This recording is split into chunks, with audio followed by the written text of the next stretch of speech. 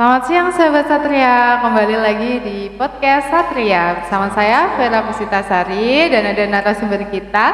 Hari ini ada Mbak Rima dan juga Bapak Joko. Dan mungkin banyak yang kepo juga ya, hari ini di LPKA ada apa sih dan kok bisa sampai ada PKBI, ada GM apa nih, GM ya.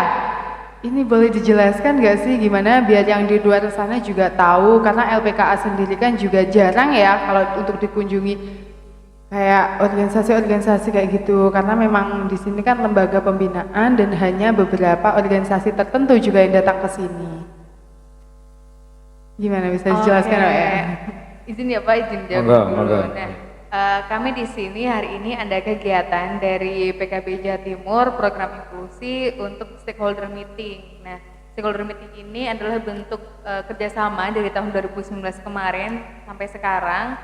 Kita koordinasinya secara rutin dan koordinasi hari ini untuk ngobrol terkait apa sih yang sudah dilakukan di tahun 2023, program-programnya, kemudian evaluasinya, refleksinya, dan planning untuk di tahun 2024 ini bersama dengan berbagai stakeholder, baik dari stakeholder dinas maupun non-dinas.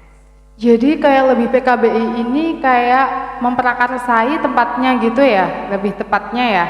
PKBI sebagai penyambung ya dari stakeholder-stakeholder di Blitar.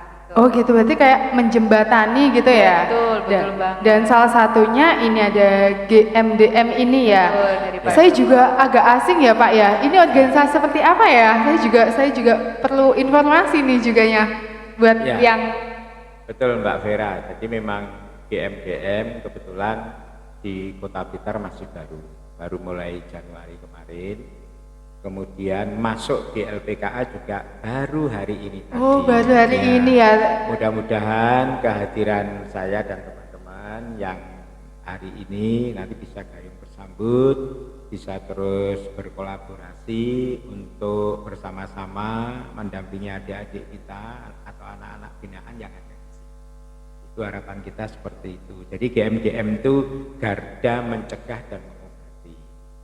Kalau di luaran mungkin sering kita ngomongin ada kasus narkoba, lah itu bagian dari yang kita kerjakan. Oh, salah satunya itu juga ya Bapak ya, kayak rehabilitasi ya? Betul, kita di kegiatan P4GN, jadi pencegahan dan pemberantasan serta penyalahgunaan narkoba.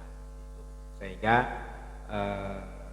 salah satu kegiatan yang mungkin agak padat, agak banyak, apalagi lagi menjelang sekolah masuknya tahun ajaran baru itu kita kan ngisi di sekolah-sekolah untuk membekali anak-anak siswa baru agar tidak kesandung terjerumus ke penyalahgunaan narkoba. Itu satu. Yang kedua juga kasus bullying yang makin bullying ya Pak ya, yang banyak ya. Makin mendunia begitu ya bullying atau makin mengindonesia. Itu juga bagian dari yang kita kerjakan. Kita upaya pencegahannya, namanya saja kan mencegah dan mengobati. Kalau bisa kita cegah sehingga nggak perlu mengobati. Jadi langkah awalnya harus mencegah ya Pak ya. Betul. Terus kemudian ya juga ada UBDJ, ada HIV dan lain sebagainya. Tapi memang porsinya yang 70% itu adalah tentang narkoba. Ya, tapi kalau untuk GMDM sendiri ini khusus anak atau orang-orang dewasa juga ya Pak ya? Semuanya. Seluruh masyarakat Indonesia. Jadi mulai anak-anak sampai yang sudah Mbah Kakung, Mbah Putri, mungkin Mbah Buyut juga. Gitu ya Pak ya. Karena kan kalau urusan bullying itu kan tidak murni anak-anak yang menjadi pelaku. Bisa jadi mungkin mbahnya di rumah kan. Iya.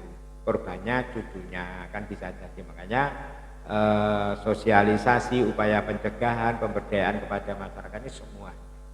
Justru mbah-mbah ini yang harus memang sering kita ajak untuk peduli, kemudian kita edukasi agar mungkin pola-pola asuh dulu itu tidak dilakukan pada anak-anak sekarang. Kalau dulu saya masih kecil itu dijewek, disabet pakai sulap, pakai sapu, itu biasa sama mbah, sama bapak, ibu biasa, dan itu ya nggak marah, ya biasa kan kalau anak disakiti terus grundel biasa. Tapi nggak kayak hari ini karena ada Undang-Undang 35 2014 tentang perlindungan anak. Itu kan kita kan harus betul-betul no bullying gitu. Iya, lebih ke psikis ya Bapak ya. Fisik, psikis itu kita nggak boleh semuanya. Iya. Dan dampaknya juga kalau psikis itu macam-macam ya. Bisa lakuin, dan satunya juga bisa membuat anak jadi berhadapan dengan hukum, ya juga contohnya salah satunya juga ya. Dan perhatian khusus ya. Kalau untuk Mbak Rima sendiri kan di sini udah 2019 ya, udah rutin ke sini, udah setiap tahun ya, Angga? Selalu ada kegiatan di LPKA. Setahun bisa berapa kali kalau ke sini? Kalau kami dari PKBI karena sudah ada tim yang incas di Blitar, jadi tim kami yang lebih sering ke sini. Karena kan PKBI Jawa Timur kita base-nya di Surabaya, jadi ya lumayan ya kalau setiap hari ke sini. Tapi setiap ada kesempatan kita bisa ke sini, kita akan ke sini untuk ketemu dengan adik-adik. Dan proses-proses dalam program kami nggak hanya di adik-adik di LPKA aja, tapi juga dengan pembinaan di keluarganya. Betul kata Pak Joko tadi ya.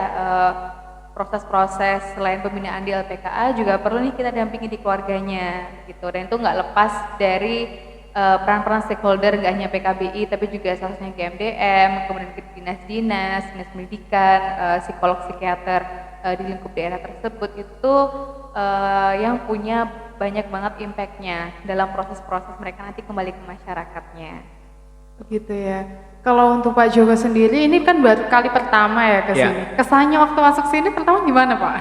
Ya, tadi saya kaget. Sebetulnya dulu kita sudah sering di sini, Mbak Vera. Tadi begitu saya masuk itu yang pertama saya kaget, sekarang ada portal. Nah, dulu kan nggak ada itu ya. Wah, sejak depan itu ya Pak ya. Terus kemudian waktu saya mau parkir mobil tadi di sisi barat kan, terus noleh ke utara itu, loh kok ada musola di sini? Oh, ada musola. Ada rumah singgah. Rumah singgah apa? Wah, luar biasa sekarang LPKA ini. Oh, dulu waktu Bapak kesini belum ya? Memang jempol dua ini big bossnya, ini Pak Giono dan teman-teman ini. Soalnya, dulu kan belum ada. Oh iya, belum ada ya Pak ya waktu itu. Belum ada. Bahkan klinik sekarang sudah ada klinik pertama. Iya, klinik pertama. Belum ada, kemudian masih insert satu suster, perawat gitu aja. Kemudian masuk podcast ini ya sebagai bentuk modernisasi ya, kalau informasi nggak hanya sebatas dari mulut ke mulut, tapi juga dari media, perlunya bermedia sosial, dari looknya juga udah beda banget, perannya luar biasa. Iya, karena kalau PKBI ini dari 2019 jadi kayak apa ya? Tahu bener ya, pertama kali kesini kayak apa, terus sekarang kayak apa gitu ya. Lumayan. Dari tahun 2019 sudah berganti berapa bapak kepala ya, sudah 2-3 kali. Iya, gitu 3 kali. Dan perbedaan yang besar banget itu aku lihat mulai dari Pak Kepala yang sekarang.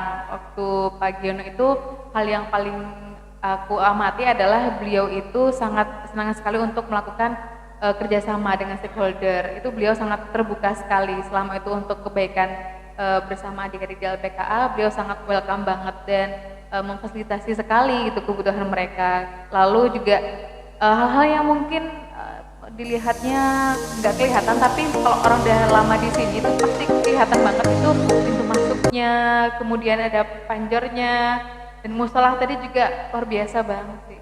Iya, soalnya banyak spot-spot juga yang sudah dibenahi juga di sini. Benar, udah estetik. Udah estetik ya kalau buat foto-foto ya. Udah enggak asri, lebih indah. Enggak semenyeramkan kayak tempat-tempat anak yang berhadapan umum pada umumnya. Bener banget. Karena jadi, dulu mungkin kesan lama ya. Kalau dulu itu namanya LPKA itu kan mulai dari namanya anak raja, lapas anak itu. Jadi kesan lapas itu sudah enggak ada kalau kita masuk dari luar.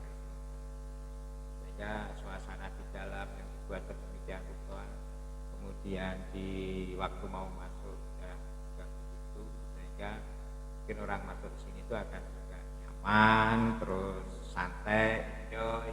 Karena ya memang suasananya kayak mohon maaf tidak di lapas. Kalau kita bandingkan mohon maaf dengan yang di timur alun-alun kan sangat jauh sekali. Apalagi di sana kan nggak punya halaman. Serem banget ya. Ini ya. Halamannya kan langsung alun-alun. Kalau harapan ke depannya buat anak-anak juga, karena memang kayak organisasi seperti ini kan memang sangat dibutuhkan ya di sini, dan tahu benar kondisi anak-anak itu seperti apa karena memang benar-benar melihat dari realnya kan kita melihat. Kalau dari Bapak Joko sendiri gimana untuk kedepannya anak-anak harapannya juga? Saya kira memang setiap lembaga itu kadang juga bergantung kepada pimpinan. Ketika pimpinan kita itu aware, terbuka, welcome siapa saja yang penting berniat untuk